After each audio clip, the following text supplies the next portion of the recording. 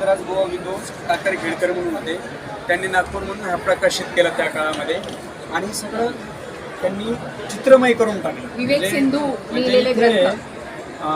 मूळ जी काही आहे सर्वज्ञ श्री चक्रधर स्वामी इथे चक्रधर स्वामीचे शिष्य नागदेवाचार्य आणि नागदेवाचार्यांचे शिष्य कवीश्वरबास ज्यांना भानुभट्ट बोरीकर म्हणतात आणि तिकडे जाणं उपाध्याय आणि यांची पुतणी कमळा उसा असा हा वृक्ष होईल. तर मग इकडे कवीश्वरांची शाखा तयार झाली, इकडे उपाध्यांची शाखा झाली आणि एक मध्य भागात जी शाखा आहे तर ती ज्याला पायीमांडल्य म्हणतात, लासूरकर शाखा. मग हे 3 मुख्य मांडल्या जातात मूळच्या काळामध्ये आणि नंतर असे 13 आमनाई तयार झाले.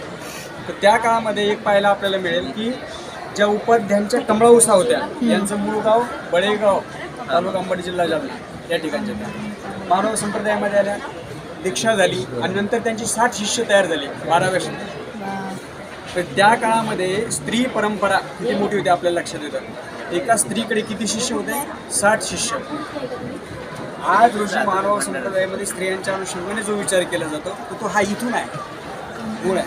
म्हणजे त्यांचे शिष्य महंत होते. आता त्या गाद्यांवरती काही पुरुष आहे, काही स्त्री आहेत.